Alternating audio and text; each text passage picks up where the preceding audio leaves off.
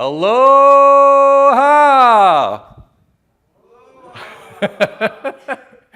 I was like, why in the heck you do that? Well, you can tell where I went this summer. It was awesome. It's a lot better than just saying, hey there, how y'all doing? Which that's what they say down south. I used to live here. Welcome to all of you. Like I said, the fact that you're here and not at Mark Rusinovich's session, I'm happy. So you must be about Linux. So let's make sure you're in the right place. This is BRK 3268, the Cert exam prep for Linux Foundation Certified System Administrator. That's a mouthful, LFCS. What the heck are we doing teaching this at a Microsoft convention? We just did this summer at our internal convention, and actually, just after this session is the Microsoft Loves OSS and Linux session. So if you haven't seen that, you might want to check that out for you guys who are deep in it. But it's a first-class citizen in Azure. The numbers they gave here, I'd actually had heard larger numbers. I've heard as high as up to 2/3. I think it's really in the marketplace mainly, up to about 2/3 of all machines in the marketplace are Linux. And that's mainly in ARM, the newer templates. Across the board, we're like a 20–30% Linux machines, so it's quite a bit. But welcome to my session. My name is Mark Grimes. I'm with Microsoft Consulting Services, MCS, and I'm part of the Center for Solutions Incubation Team, which is our new name internally. And basically, my role at Microsoft, I've been here 6 years. Well, here's my About Me slide with Mickey in Hawaii. So I'm from Southeast Michigan, the only state you can do this and this. So I live here down in Southeast Michigan. You never say I'm from Detroit, right? I'm from just outside of Detroit. Married 20 years, 3 kids and a dog. Been a trainer, professional trainer. I can't do it full-time, obviously, because I'm a consultant now, but I did 10 years. That was my life, starting from NT40 all the way up through 2003, PNP idle business classes. So I have a lot of training background experience, and that's why I do these at Ignite and also internally. I'm a big TechNet blogger, so I'm over, and I don't know about you guys, but I'm over creating and reading 200-page documents. That's what I used to have to do in my deliveries even 5 years ago. And people would dread reading them and this and that. So I thought, I'm just going to take this stuff that the customer needs and I'm going to blog about it. If there's an opportunity or gap, I blog about it. So my blog is real simple. I put it in small. I made another blog, which is in there, bigger, but it's really easy, aka.ms/markgrimes. Almost anything and everything I'm doing with my Azure customer, I update. I didn't put my shortcuts, so if any of you are interested in Azure, there's one that I have. It's in there, but it's actually simple. It's aka.ms/azure/shortcuts. And basically what I've done is I found out that when I'm drilling down the Azure site, I hit you search for something, you get the videos. I want the videos. I want the about, everything about that thing. So I found those pages for over 200 things, and it all starts with aka.ms/azure/something, DNS, NSG, UDR, you name it, and those are shortcuts. So I have that in there. Related to this session and also the other 2 sessions which I've delivered, yesterday I delivered the Azure prep for architecting Azure solutions, the 70-534, and also the implementing infrastructure Azure solutions, which is the 70-533 exam. I uploaded those slide decks on that Ignite Cert prep link that I made last night. And likewise, this deck, which is your tool to help you prepare. I put a lot of time in these decks. These decks, I spend way more time than doing a regular breakout session. The reason why, I put a lot of tips and tricks, I put a lot of resources, I put hyperlinks in it. In this one, I'm not going to get into a machine, but I will show you I have lots of command line samples about how to do things. Okay? So first thing, for the people that are here, I want to do a quick survey to find out where we're at and to make sure you're in the right place or not. Hopefully you are for this exam. But how many people would say you're relatively new to Linux? Okay, well, we got one hand. Okay. So I'm taking the rest of you are mid-range, or you've been doing, we like Linux and been doing, okay. So let's just set the stage here, just so you understand. This is really designed toward the newer people. It's an entry-level exam. So for those of you who've been out there, have been doing it day in, day out, I welcome your comments and feedback. I don't have a lot of time for questions because I have a lot of content. I just basically have to structure this out, let you know what you need to know to pass the exam. And basically, you're doing a mental checklist as I go through this. You go, yeah, I know that, and oh, this thing I done, SE Linux, never done that before, right? Or AppArmor, never done that before. So those little things will help you to kind of get that extra a little bit. But I equate this, I'm a hardcore, old school NT administrator, right? So that initial so that first exam in the MCSE program, I hardly studied at all. I went in, aced it. It was no brainer. So for those of you that are hardcore Linux, you could probably walk in here, but what we'll do, hopefully, to help you guys out, the rest of you folks, is to find those little gaps and little tips and tricks. And by all means, if you got a tip or trick that I don't have up here that I didn't know about, because I don't know everything, please just blur it out and say, hey, here's another way to do this, or find it, and we all can learn from each other. Does that sound like a good deal? All right, I like it. Also, when I do updates to my blogs for this and other things, I always tweet them. So my Twitter is hashtag Mark B. Grimes. Someone else stole Mark Grimes, so I had to put my middle initial in there. So these session objectives and takeaways, this is the way that I do certification sessions. Bottom line is you need to know what the exam objectives are. So I get those, I break them down. Then I start building the slide deck based on those session parts of the domains. Then I start going through those and looking through. And now this one, it's really interesting. When you go to Linux Foundation, they have kind of like an initial list, which are kind of like the 80-20 rule. You know, there's the bulk of stuff you'll most likely run into the exam. But then somewhere there's like a list, and here's the rest of the stuff. And it's like 3 or 4 pages of things. So I'm going with kind of the 80-20 rule. These are the bulks of the things that you need to know about. And from that, I built this. I put in some tips and tricks, have lots of little command line stuff, and I'll show you here in a second what I've done to really enhance this deck. Kind of a new approach I've never even done with any of the Microsoft certification to make this deck your learning tool. And by the way, as soon as I get done with this presentation, I will go sit myself down somewhere and I will upload this, and you will be able to get it at aka.ms/ what did I call it, Ignite Cert Prep? Yeah. So it will be there. You'll want to grab it and use it. And of course, if you get some basic fundamentals, but those of you who've been doing this, you probably know most of these things. Again, we're just looking for the gaps and trying to give you that 3 to 5 point advantage. That's what I find out most people that don't pass an exam, they're usually pretty close. Even if you've been doing something for a while, you're usually pretty close. So this is my new thing that I've done for the deck. So you see in the upper right-hand corner, I have this little command prompt icon. So also, this deck has a lot of animations. So when you get this deck, go in full screen mode. So you can kind of test yourself. So there'll be a question, which I'll go through these, and then it will click on it, it will give you the answers to them, right? If you're newer and you're just studying, you can do it not in full screen mode. Then you'll see the questions and answers all together. But I want to show this, how this works. It's very simple. These are all hyperlinks. So this little button is a hyperlink. So if I'm here, I click on that, and this is the supplemental commands that match to it. And I'll have examples I'll show you as we go through this. And you click back on the PowerPoint icon, and it takes you back to that slide where you can continue on. Okay? So even since I did this at our internal convention at Microsoft this summer, this morning and yesterday, I thought, well, I still update. You know, every time I do this, I get a little better and add some more resources for you. So I actually added some things I think that particularly for those who've been around might help out that you may or may not have done. So lots of animations in here. Anything else here? Also, I have some, I wouldn't call them hidden slides, but we always have to constrain, because right now I'm looking at 65 minutes and 94 slides. I can't get through 94 slides. The actual content for the presentation is probably about 50 to 60 slides, so about a minute a slide. So I'm not going to spend a lot of time on these things. Just here it is. Here's what you need to know. Let's break it down, right? And then you either go, yeah, I got it, or no, I need to go and play with it. Okay, so that's that. Why is the, oh, the mouse is over there. Sorry. Oh, click it there. All right.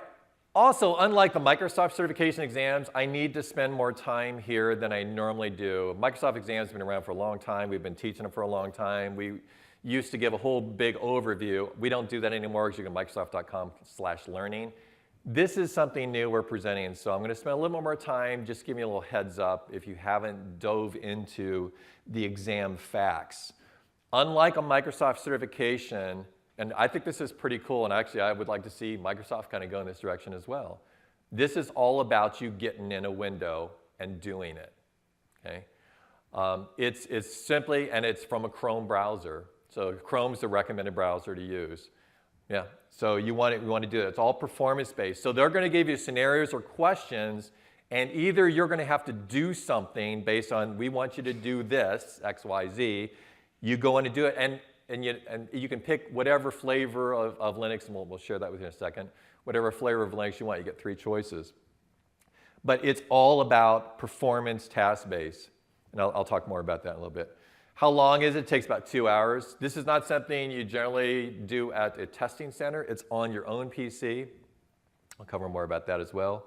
Any supported browser, but they recommend Chrome. So here's the distros. You get, you can choose between CentOS, OpenSUSE, or Ubuntu. And you choose that when you select to register for the exam. And if before you take the exam, if you go, oh no, I really want to do Ubuntu, you can change it.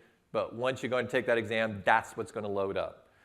So, different distros sometimes may have different tools, so whatever you're most familiar with. So we try to cover in here kind of the general tools that are most used scenarios.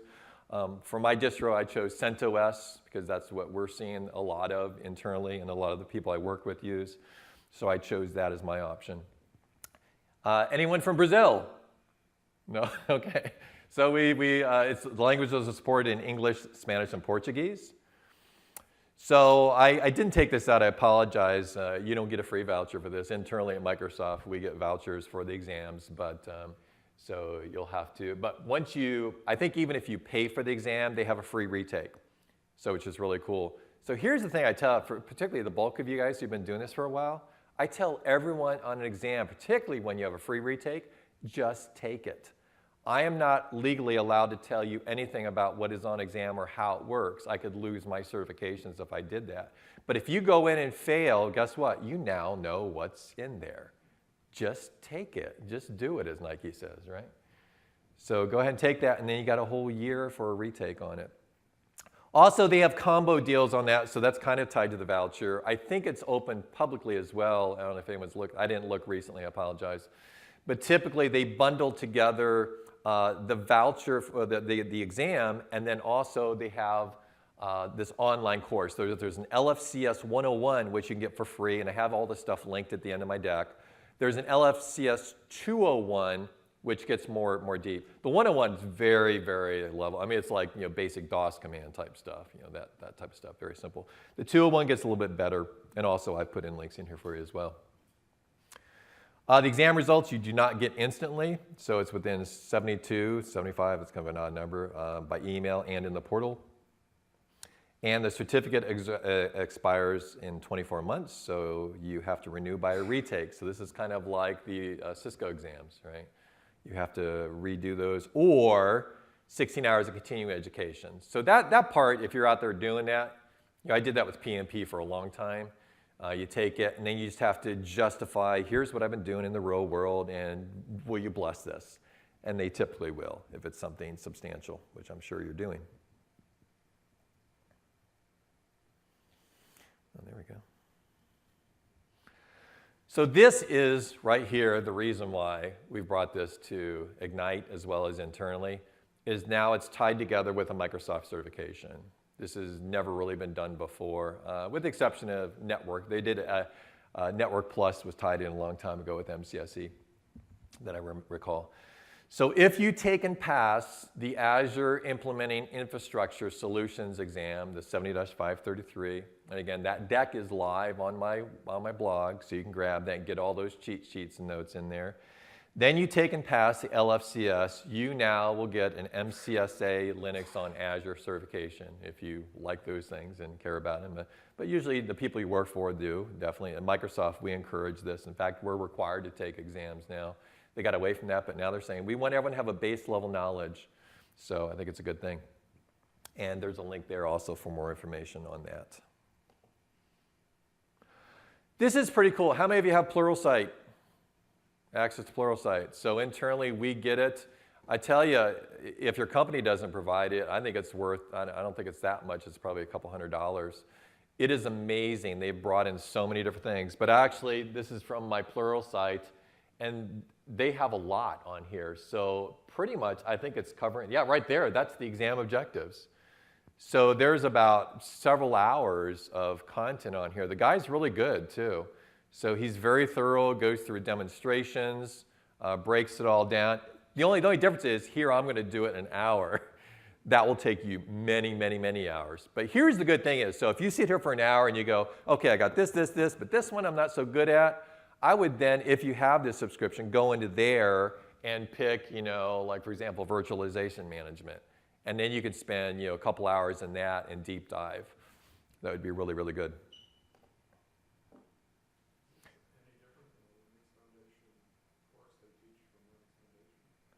I haven't compared, I don't know.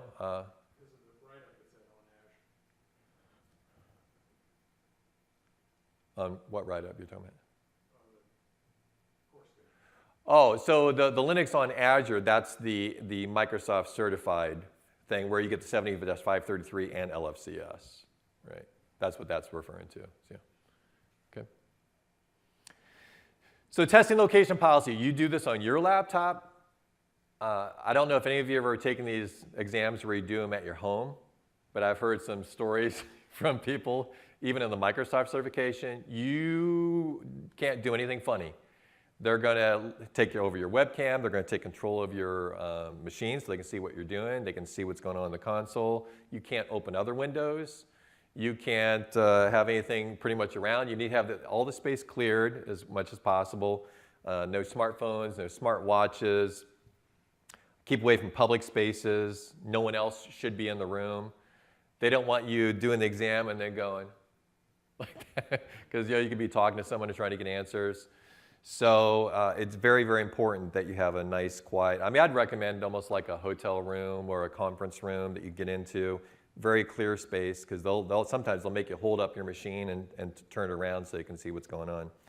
And a friend of mine, real high-level architect at Microsoft, he did one of these at-home exams, and something bleeped or something. They're like, oh, you're trying to cheat. And they closed the exam, and he was done. He couldn't go back for several weeks. So just make it as copacetic and cool and non-obstructed as possible.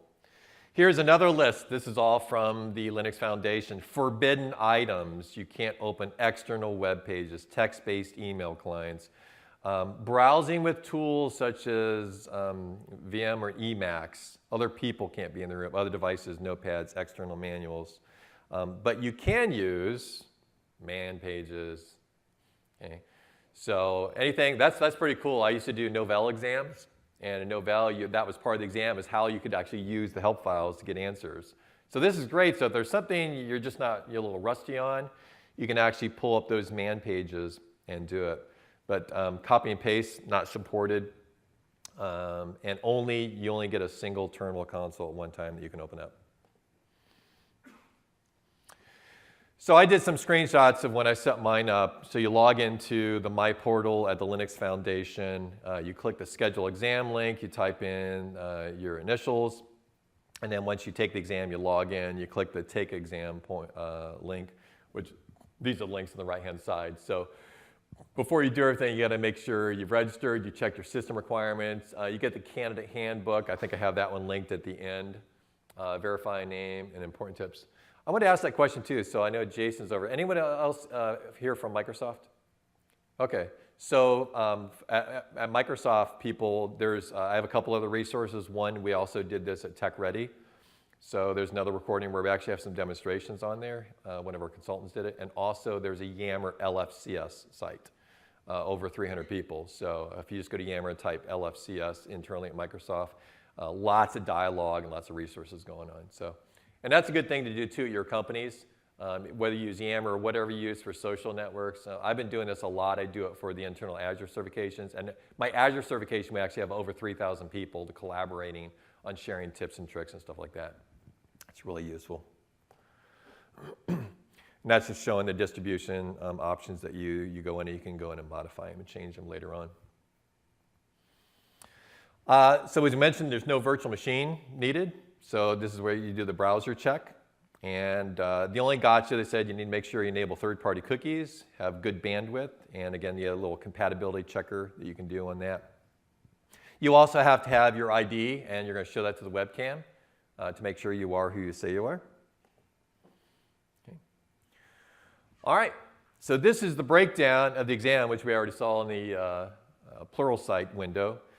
And this is really kind of indicative of where I'm going to spend my time. And again, for those who've been around, bear with me. It's going to be very fundamental, but we're just covering what's in there. The bulk of the exam really is kind of the first 2 or 3 things. Essential commands, very simple stuff, right? But it's, can you combine these and put them together and do what you need to do to get the answers that they're asking for? So that's 1/4 of the exam right there, just essential commands and being kind of fluent with them. User and group management, again, it's like basic AD management, users, groups, rights, permissions, all that sort of stuff. Octal, doing octal instead of just RWX. Operations of running systems. And then, so that's where I'm going to spend the bulk of my time. The latter part, I did try to pick out a couple things I embellished from what I did over our internal session on the security, and particularly SE Linux and also AppArmor. I added some more special commands. I'm thinking it might be something that some people haven't done as much, so I've added that in here. Networking, again, if you've been doing this for a while, I mean, a lot of these commands are similar. A lot of these commands are very similar to what we already do might do in PowerShell or command prompt in Windows. Virtualization. Virtualization is a very, very small component because essentially if you've ever run Linux on, not that they get into how do I do this in Azure, but if you've ever set up a Linux machine in Azure and had to connect to it, you kind of understand the basics of how to connect to a virtual machine and the secure shell and all that sort of stuff, how that works. So I'm not really going to spend a lot of time on that. And storage management, likewise, very, very small portion that we're going to cover in there. Okay, so let's get started after 15 minutes. So this is just the breakdown. I actually grabbed this right from the Linux Foundation, just showing all the sorts of things that we need to know and understand about what we're doing. Searching for files, very straightforward and simple stuff, right? Unless you haven't done it, then you need to know what are the options. Comparison of files, inputs, doing backup compression, understanding hard links and soft links, again, stuff that you guys do all the time. Read and use the system documentation. So you have that at your fingertips, and you can load that up and use that whenever it's needed. Managing access to the root account as well. Okay. All right, so searching for files. So one of our favorite utilities, of course, is good old grep. Right? With grep, we can scan through the system and print out whatever lines you want. You can combine this with other utilities to find information. And then also we have find, which is very useful in searching for things as well. And we have a couple other things here. Particularly one of the things you want to know with these commands, even though you use them day in, day out, go to the help files and look at the switches, because sometimes those will help you find things that you need to know. Also, we can do wildcard. We'll talk more about Bash a little bit later with some scripting options, but that you can support wildcards in there, of course, just like with all of our commands. So those are some good things to know. I also want to highlight here, and I did this for Microsoft, and then I thought, well, maybe you guys can't use it, but then I think you can. So this actually took a long time to do, but what I did was I put in, so if you're in the Linux Foundation, the more details about this, if you're not as familiar with those commands, these are actually the chapters and the sections for this. So in this case, this basic stuff is in the 101 course, which that's free, so you can get to that. And then the 201 course would require buying that part, which you can get in I think it's a package deal you can still access. I'm sorry? They have sales a lot, yeah. So I've seen promotions and stuff you can do. All right, so this is, again, just core basic commands. I'm sure you guys use a lot of these quite often. Probably the ones that, for newer folks that you might want to highlight. So you guys help us out here. So probably the ones that, some people may not use as much. I mean, ls, password, pwd, cat, cp, all those sort of things. Sed and awk. What do you guys use those for? Yeah, stream editing, exactly. And we can do a lot of that with awk too. So if you want to do particular, manipulation of that and transform the text. You can get very, very sophisticated in doing that. Okay. What about head and tail? What do those do? Yeah, it's exactly kind of what it sounds like, right? You want to get just a certain part of that file, right? So again, being very familiar with these, and we also have some samples of these. The mouse is backward here. So in kind of the not so obvious ones here, I put some examples of using the cat and actually how the syntax works. So cat, you can display files, combine copies, create new ones, the stream editor for sed and awk, and then also how to use the option for tail and head as well. So a lot of these slides, we have these to give you some more information. Okay. All right, so every once in a while, this is kind of an example of the test yourself. So some of the utilities that we can use for viewing files: cat, tac, less, tail, head. Update, change, and modify times of files. You can use touch, the make dir, the remove dir. Removing files, you can use the rv, rm commands. And then for renaming and moving directories, the move, the rm dir, and rm as well. Okay. All right, so what do you guys use? What's the tool of your choice when you're going to edit and manipulate text? What do you guys like? VI, Vim. Anyone ever use Vim Tutor? Yeah, so a lot of people like that. So that's a good little tool that a lot of people aren't as familiar with. So VI and Vim, those are very popular to use, a lot more capabilities versus the basic editors of Nano and gedit.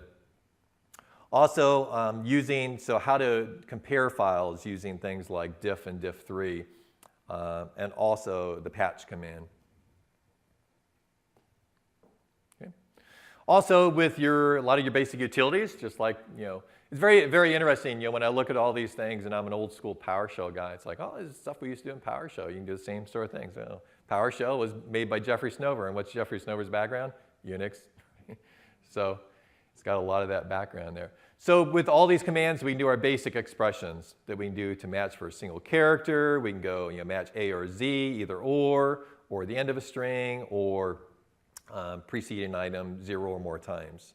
So lots of basic expressions you can use to find whatever it is they're asking for in that exam scenario. Okay. File systems, features, and options. So understanding the basics about disk partitions, you may be asked to create more partitions, right? Understanding the file system types. So again, this exam is not going to really talk about them so much, but it may have you configure these. ext3 is a little bit older, but a lot of the more modern systems are using the ext4 and Btrfs. The XFS is also another native file system that's being used across systems. Understanding how to do mount points, something from basic administration we do quite often. We use the mount command, and you select the directory where the file system is going to be attached. Oh, I want to go back to that one because again, we have for the recording purpose and everything. So also some examples here of how to use these. And of course, when you make changes, you're going to have to do the sudo command, which is essentially like the run as command in Windows. All right, so some examples you use in the FS check and the touch and the reboot and mounting options. And of course, how to get help. So if you get stuck and you need to do the right switch or whatever, you can do a mount-help and get information as well.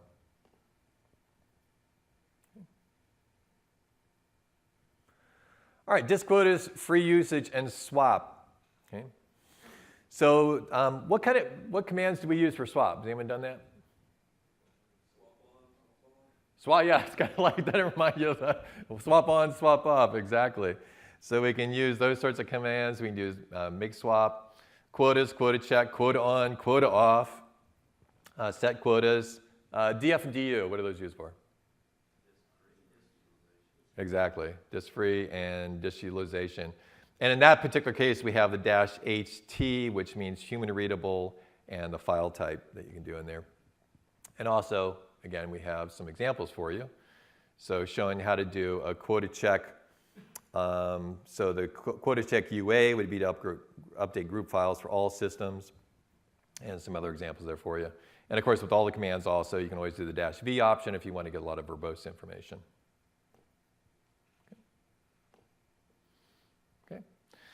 Pretty standard, and by the name too, standard file system. So we do input, outputs, errors, and of course use our chevrons to input and output files. Double chevrons, if you want to append to it as opposed to overwrite. So very simple stuff there. And then we also have the option and the need sometimes to copy and backup files. The CP is for local copies if we want to do a remote copy. So whether we go from one machine to another or across machines, we can use rsync.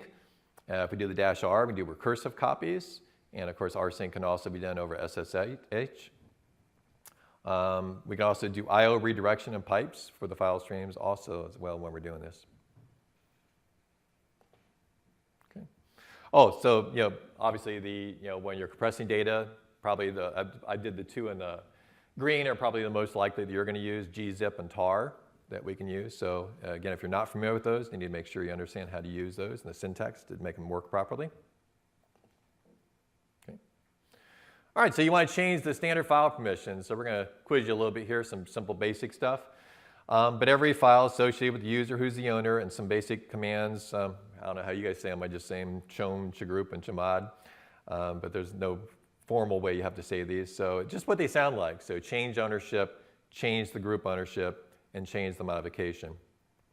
And when we're looking down at the bottom here, I get my little, I got it right here, I can do. So in this case, we have, we can change the user, the group, or the owner. And then of course, so that we have that as our first triplet. And then for our permissions, we know we have read, write, and execute. So in this example, for the change, the modification, we're doing the user and the owner. Plus means we're adding the execute. And then if you're doing multiple permissions and changes, you can separate them out with commas, so you don't have to keep rerunning the command over and over. So in the second one, since we have a -W, we're doing, for the group, we're taking away the write permission to that particular file. So it might be an example of something that you have to do. And also in our little command line window here, we have some other things for changing ownership and how to change the group membership as well.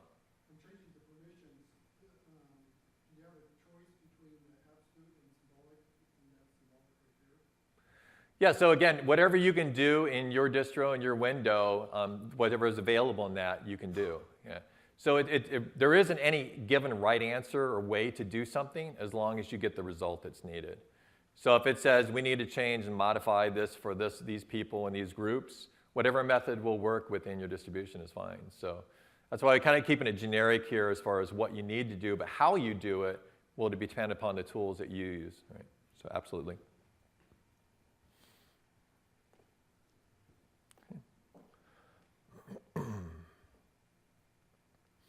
All right, so we have these numerical systems. I know you guys know this. So what do these numbers have to do? How do they work with the permissions?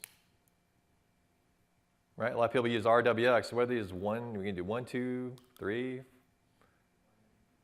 Yeah, binary, actually, they refer to it as octal, but it's not really octal per se. But we can actually set our permissions with the numbers, right? And we have some examples here for you. So 1 equals X, 2 equals W, 4 equals R. And then from that point, you start adding them. So 4 plus 1 gives us Rx. RW, so that would be 2 plus 4 gives us 6, and RWX gives us 7. So here's the next question. So not talking octal, but just the regular permissions. What are the default permissions we have for a file?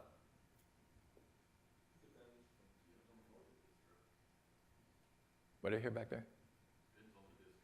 Depends on the distro, right? Yeah, so that's one thing. But typically, read and write for everyone. And then for the directory, RWX. So again, that's a good point. So you need to be aware of that and know that as you're doing this for the Yep, absolutely. And then also, understanding, and if you prefer to do this, I don't think it's a situation that I have to know how to convert these. But if you're better with the octal or binary, you can use those methods as well. So in this case, for everyone, it would be 666. And for the read, write, and execute, it'd be 777, which are the combination of those permissions. Okay. All right, so managing access to the root account, a lot of administrative things. We have to have the sudo, but if I'm building a box from scratch, it's interesting because if you go into Azure and make a Linux machine, sudo is already pretty much set up, right? So I can do that. But in the case where I'm installing something from scratch, and I may have to get it enabled. So the basic things, I would use su, start that, type the password, and then you can also create a configuration file. So knowing where that stuff is located. And that's one of the things I don't think I included here, but in the Linux Foundation certification training. So very important, and I know you guys do this already, but understanding the layout of the directory structures and where you find things. So when they tell you to do something, you need to know not only how to do it, but where to go if you have to modify that configuration file, right? Same thing with the permissions on the file. So where do I go to do that? And of course, all the sudo config files, they're stored in the etc sudoers file directory in the etc sudoers directory. Okay. What do you guys use? Package managers. What's your favorite one? apt-get? Yum? Yeah. So that's about the two typical answers. So again, just knowing what tool to use. Yum's probably a little bit more universal. So most of these distros do that. Red Hat, CentOS, Fedora, apt-get, very, very popular as well. In fact, most examples that you see out there, they'll be referencing apt-get, but whatever one works. They say you need to install something, whichever one is at your fingertips you can use. Get a point? Or? Well, Yum is Red Hat and their stuff. Other people use it, but apt-get. Right, depending on the package that you're doing, right. So Debian would be a deb package versus the Red Hat for an RPM. Yeah, and the packages themselves are just like MSI files, right? They were installing and configuring on there. Okay. And there's also Zipper too, but that's mainly SUSE Linux and OpenSUSE. Okay, so we just kind of did a little summary thing. Very, again, essential commands, as the name applies. Some basic ones that if I was going to put, a little bet on things that you'd most likely know. Changing access permissions to files, groups, things like that. PS for process information. grep, so you're going to have something, you have to search through a file and make changes.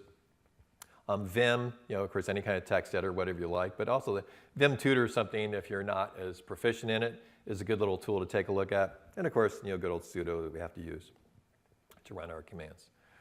All right, so that right there is 1/4 of the exam. So feeling good about that part? Yeah, I think so. So here's almost another whole fourth. So operation of running systems. So doing things, boot, reboot, shut down. Oh, that's pretty straightforward. Here's another thing to note too about a lot of these things. So when you're in that window, you can really use whatever method you want. So if you want to fire up a GUI and that works better for you, you can do that. Or if you're faster and want to do it through the command line interface, you can do that as well. Okay? So really, you have one window. You do it the way that works best for you. But in some cases, it may only work from the command line. So within a window, does that give you any external access to like GitHub or any other sources?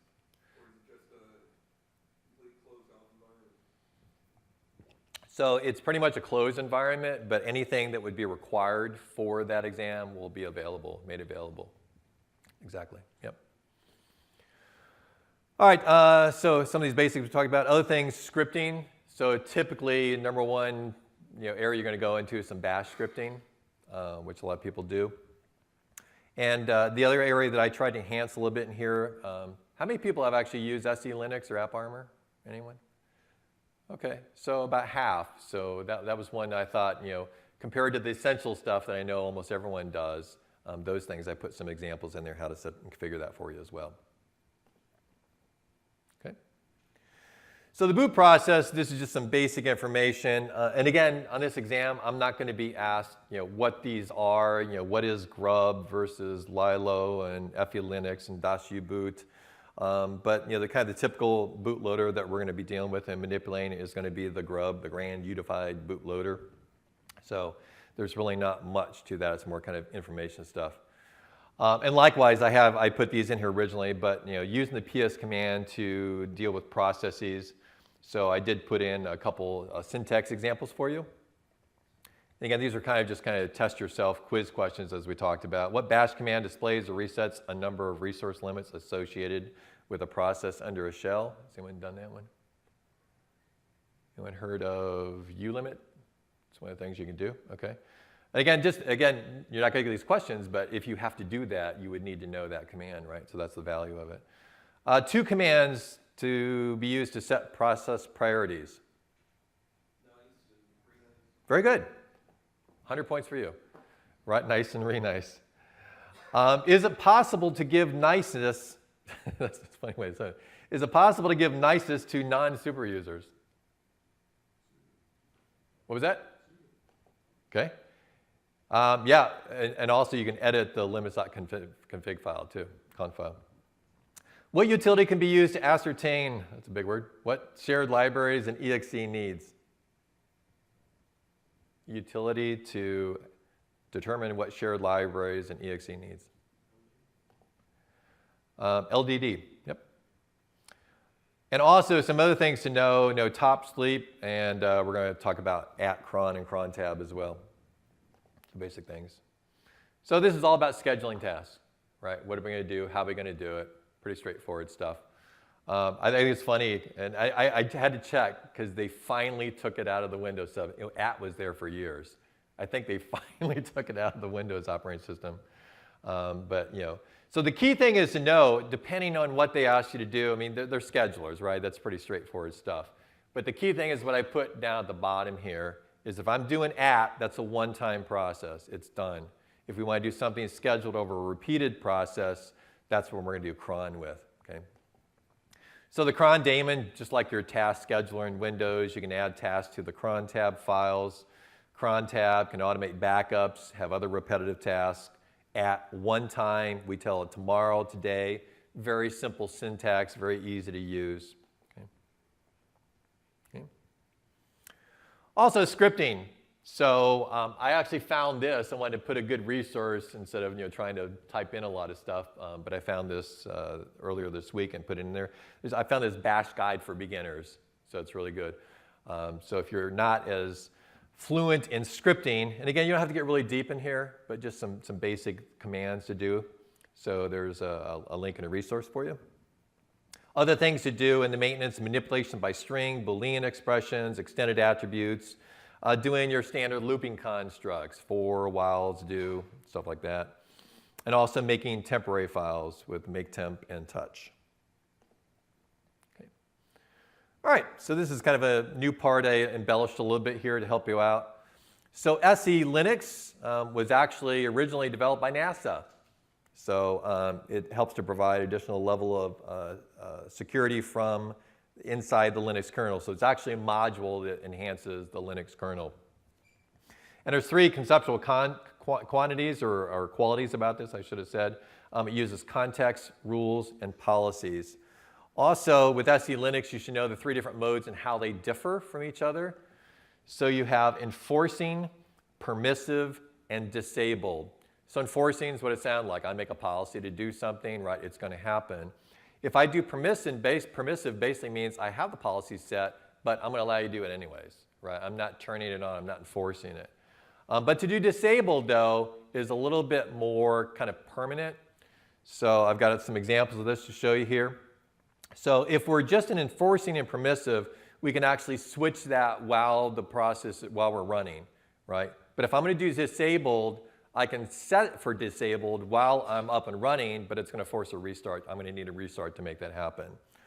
Another command we're going to use is get enforce, and I'll show you that. And then let's just show you here. So this is the added new resources I put in here for you. So to see the current mode, if you go in there, so that could be a question. What mode are we in, right? Just got to know it. Get enforce. And if we want to change the mode, we use set enforce, and then it's just those two words. So it's permissive in this case if we're going to change that mode. If we do set enforce 0, that will temporarily disable it until you reboot it. And then at the bottom, and I thought this was kind of a good one for exam purposes, maybe the scenario says you need to permanently disable SE Linux. So you have to go in and modify the configuration file. I got them here, set SE Linux equals disabled. Or you can do it with a kernel parameter and do SE Linux equals 0 in the etc SE Linux config. And again, when you get these, always hit the little PowerPoint icon. It takes you right back where you left off. Okay. See you, Jason.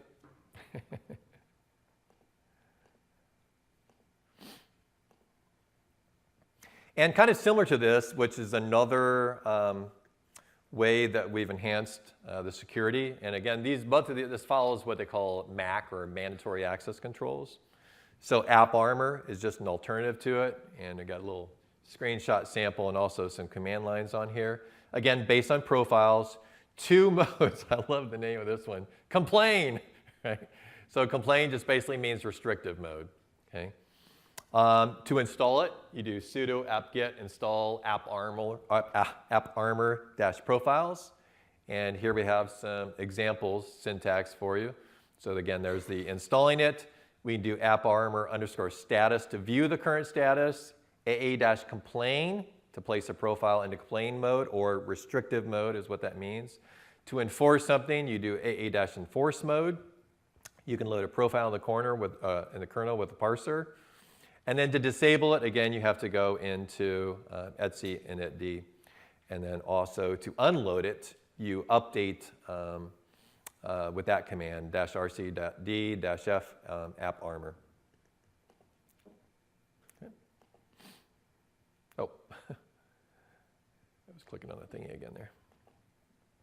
Okay. All right, so that, folks, right there is about 40% of the exam, almost, or I guess including this. So that was 20 and 25%, that was 45%, and then 15%. So we're really getting through the bulk of the stuff here. So user and group management, pretty straightforward stuff. We need users, we need groups, create them, delete them, modifying modifying environment variables, using templates, configure resource limits, managing user processes with the PS command we already talked about. The configuring PAM, I kind of took it out of here just to save time, but that's the pluggable authentication module. So I actually have the hidden slides are after the end, so those will be in the deck as well. Talks a little bit more about that. But that would be something for the exam if you haven't done it. You'll need to know how to do that possibly. Okay. All right, so local user accounts. So basic accounts, they're located in the etc passwd. Various aspects or elements of that file that we can change and modify. So the name, the password, the UID, the GID, comment, home directory, and the login shell. And pretty straightforward on the commands that we use. I mean, that's what we need to know here.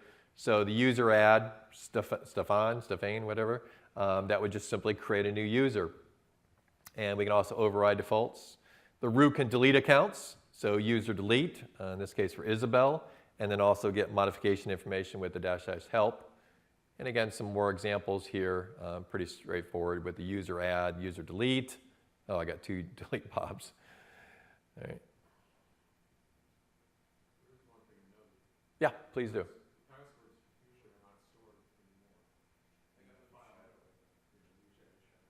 Okay, very good point. Thank you. Right. Very good. Okay. Oh, I think I did this. Sorry, got to click through the animation again there. Oh, that's a good one to highlight there too, at the very, very bottom there. So if you haven't seen this one as well. Utility to modify the etc group. You can also use the Vigor and the VIP-W utilities. Okay. And of course, environment profiles, we're all familiar with these, whether it's in Linux or Windows, very typical. Environment variable, just a string, right? We can use by one or more applications. Commands, what do we typically use for environment variables? What command do we use? Oh, do I got it up there? So set, environment, or export. Yep, had it right there. Okay. And again, understanding what the task is. So if you're asked to do something for the exam, and then what would the command be that I'm going to do to set that with? That's the types of things you need to know how to do. Okay. All right, next thing, again, stuff you've probably done quite a bit, networking. So configuring networking, host name resolution, starting, stopping services, pretty straightforward. Implementing packet filtering, doing firewall settings. I think I have the firewall settings in the after the slide deck, a little bit more in depth there. Stop, start, and check the status of a network service, routing IP traffic, dynamically routing IP traffic, synchronize time using other network peers. And again, the references to the LFS modules for this, the 101 being the free stuff and the 201 being the package deal if you get that when you sign up for the exam. Okay, real simple stuff here, folks, right? So host name, we know what that does, resolves host name to IP addresses, localhost, we all know that, the 127.0.0.1, right? And then the commands that we're going to use for DNS resolution, host, NSLOOKUP, whois, and dig. And I actually found this going through all the materials, seeing what was out there. I think it was, what's the hyperlink here? Ooh, oh, that one, I'm sorry, that, I gotta remember where that's from. The link is, I'll try to fix that link. So that, there was a DNS chapter, I think it was in one of the things in Linux Foundation. I was like, get a free DNS chapter in this, and so I posted internally at Microsoft. I'll try to remember to do this, but there's a lot of good articles on there about configuring all that sort of stuff. But it was a great paper, so I'll try to fix that before I upload this for you.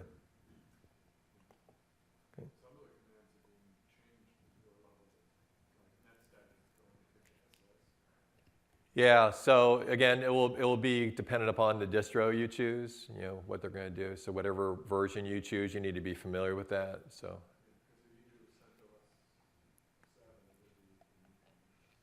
Oh, and the 7 is different now too. Okay.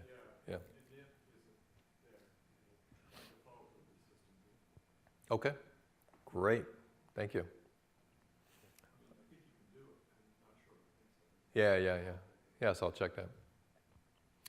Start, stop, check network services. So there's a whole big list, and I wouldn't say anything's game on the exam, but it's a lot of the typical services. So I think what I've seen in the list is DNS, FTP, web servers.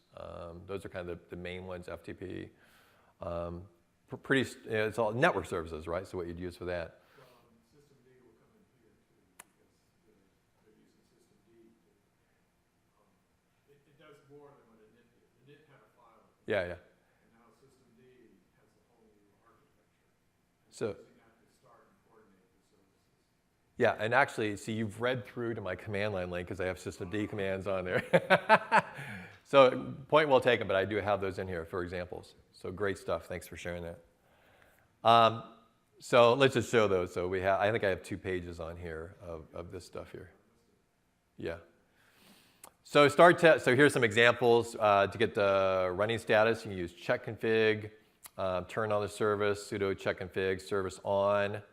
You just start with sudo service, get the current status, system CTL, the main utility used for managing services, and then we got more on the next slide here. Yes, right. Yes. So then, here's the specific to the system CTL commands you can do to list and show all the available services, active services, and some example syntax there for you. Okay. Yeah, so we got that in there about the system D. Yeah. Okay. Same thing for configuring firewall settings. So some of the things that we need to do to configure your system's firewall. So using relatively low-level tools from the command line and to edit various configuration files within the etc subdirectory tree. So for things like IP tables, the firewall, there's also graphical options that you can do. You can configure these with the GUFW and the YAST. And also, so the yellow arrow there is to highlight there again with all these things. When you're in your test, and if you're not familiar with these and you need a little help is right there at your fingertips. So in the case of a firewall, if that's not something that you do on a regular basis, you can get help right there from the command line. Okay. Likewise, so just a bunch of list of examples on routing traffic. So assign a source to a zone. So you can use the firewall command, make a permanent zone in there. List sources bound to a zone using the firewall command and adding a trusted zone in there. In both cases, if you leave out the -- permanent, then you only get the current runtime in there. And then finally at the bottom, some examples of how to add a service or port that you can do through the firewall command. Okay. And synchronized time, so pretty straightforward. Again, so we use the NTP daemon or a cron process, or you can manually update it in a startup script. So if you're asked on the exam how to do that, It's not a how do you do it, whatever method works best for you, whether you do it through an NTP daemon or manually update the startup script, it doesn't really matter as long as you accomplish that objective. And that's just a link out to the time service, but I don't know that you would have access to that in the exam, though. I don't think so. Okay. And last couple parts here. So we have service configuration. Again, this is, I was saying this is where the list I was talking about. So these are the kind of the typical services. So DNS, FTP, NFS, CIFS, configure SSH, HTTP proxy, IMAP, IMAP-S, HTTP server, server logs, restricting access to a web page, diagnose routine SE Linux and AppArmor policy violations. So that might be one to dive into. I didn't put anything in here, but that might be one you may not be as familiar with. And configuring a database server. So again, categorically, mental check note, what are these things am I good at? Have I done before? Which of these areas do I need to focus on if I haven't done them as much? Okay. So just picked a couple of these out as examples for DNS and FTP. So, I mean, these are, again, not stuff that you would have as a question in the exam, but we all hopefully know what DNS is for a name resolution. And where that file is located, it would be important if you had to make changes to it. So in the etc resolve conf file. Okay. And again, common FTP clients that you may use or may be required, the FTP, SFTP, NCFTP, and YAFC. And then also using the mount and unmount commands, which is something, again, I'm sure a lot of you are very familiar with. So you can mount a file system to a directory on a specific partition. And again, if you don't know the options, you can do mount -- help to get help on that. And also for NFS and CIFS. So again, some basic commands here to help you out. So sudo apt-get install nfs-common. Create a folder to mount the share. So sudo make-dir and mount, and then insert the folder name. To mount the share, again, the sudo mount NFS IP address, and again, following that syntax. And likewise with the mounting for CIFS. So sudo mount -t CIFS commands. Okay. Good old SSH, so setting our secure remote access shell. So actually, let's go to the commands. We have some samples here for you. So some simple stuff if you need to find out who's logged in the console. Well, you should know because you logged in, but otherwise you can do the who am I works. Secure shell for the domain, whatever your domain name is, .com. You can log in or log in as a different user. So you can do secure shell bob at whatever that domain is, or secure shell -l bob at whatever your domain is. And then likewise, you can use SCP for your copy files from one system to another. So again, be familiar with those commands and know how to use them. And a lot of us probably use PuTTY or something similar to that, right, to make the connection.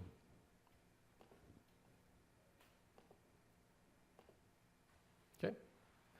So this is a whopping 5% of the exam, so there's not a real, I don't think there's really a whole lot you're going to know. So categorically, what the exam says you need to do is A, access a VM console, configure systems to launch virtual machines at boot, evaluate memory usage of virtual machines, and resize RAM or storage of VMs. And that's really it.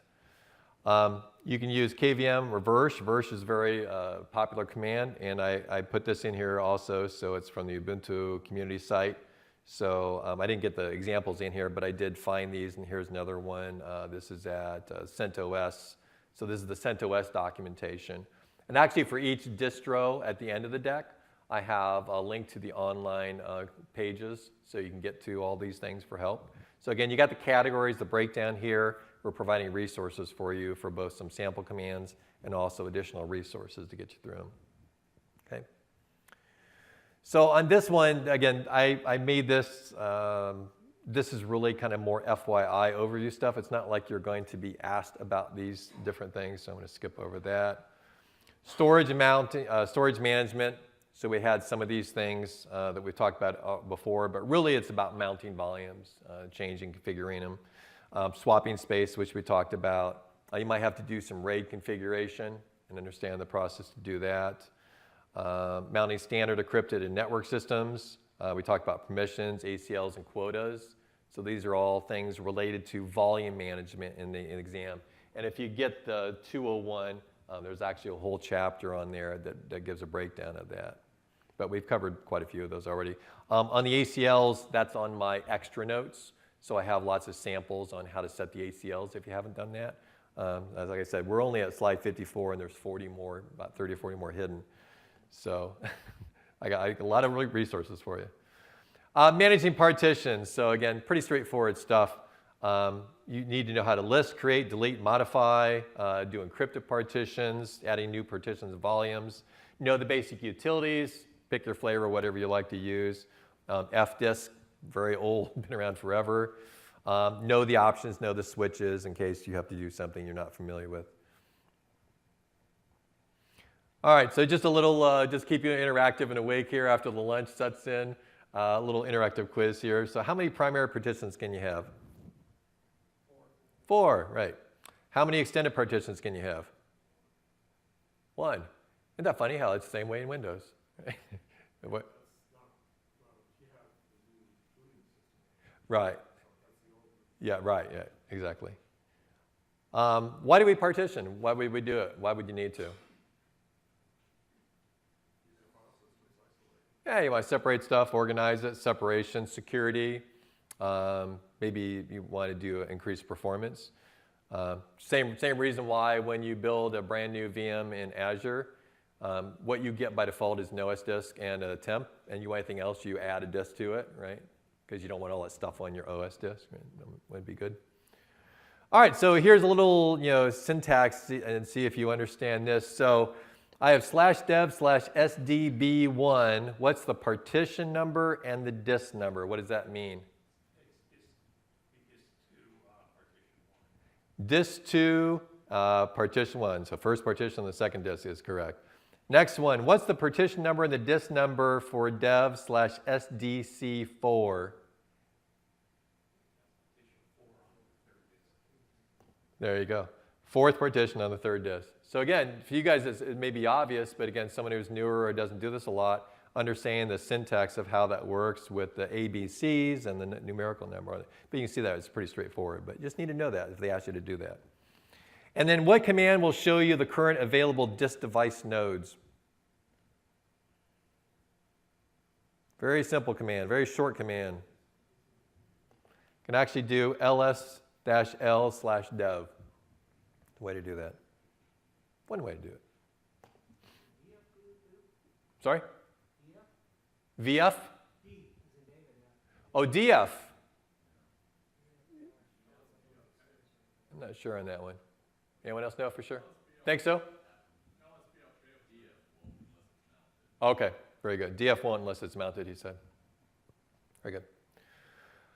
All right, to use an encrypted partition, the Linux Unified Key Setup provides block device level encryption. So again, there's a crypt setup utility. If you haven't used that, get familiar with that and know the options how to do that. Have some samples in here of how to use an encrypted partition. And actually you got a very specific section in, again, the 201 help. Also, some of these things, keep in mind also the Pluralsight. If you want to go much deeper in a particular topic, they'll dive in these for hours, literally. So crypt setup for the Lux format, verbose options with it, for the extended 4, mounting the drives, unmounting, and then also more switches on the crypt setup. So again, if something you haven't done before, you want to take a look at it, play around with it, and be able to do that live on a machine. That's what's important for this exam. Okay. All right. So what's the utility for if I want to do striping of disks? What utility do I use? Anyone do that lately? My RAID controller. Your RAID controller. Okay. So what was that one you said? BTRFs can do it, and also MD-ADM. Again, so whatever works for you, that works in your distro, you can use that. You can use MD-ADM. And here I just kind of broke down the steps to configure a software RAID. Again, you wouldn't be asked it, but I need to format it. I create the RAID device. I add the device to the correct location. I mount it, and then I capture the details. And guess what? Click again, and there's the example syntax walking you through it. Okay? Just trying to provide you resources. So speaking of resources, here's some more. So at the end here, we have stuff that I've put together. So here's the distro-specific manuals for each of these. So for CentOS, OpenSUSE, and Ubuntu. Here's the exam objectives, which is essentially how I've broken down the slide deck for you. There's lots of stuff out here. There's actually, I found 100 Linux tutorials on YouTube. If you can't sleep at night and you want to watch someone just clickety-click, knock you right out. It's better than Somonex. There's EDX. I don't know if you guys know about EDX. But it's really good. I've actually done Azure certification training we've done at X. They actually record them up in Redmond. It's some good stuff they go through. But again, it's more time consuming. So really find what you need and then pick that thing. There's Learn the Shell, the Linux New User Guides I found, Text Editing 101, Unix Fundamentals, the Linux documentation. I mean, there's gobs of stuff out there. A lot of the links I have go to different ones. I found the one I thought was pretty nicely done that I have linked. I think it was called Linux Minute. I don't know if you guys have seen that. But the guy lays his pages out very nicely, explains it all, goes through samples. So in some of the links I have throughout, they're from Linux Minute. I really like that one, the way it was set up. OK, so I thank you all for being here. So again, what we did here is we went through the exam objectives, broke it down, gave you some examples. I have more hidden slides. So again, I'm only at 61, and there's a total of 94 slides. So there's a lot more stuff in here for you to use and leverage. But basically give you a lay of the land, because this exam works entirely different than the typical Microsoft certification exams, if you've done those. And again, hats off to them. I mean, no joke there, red hat.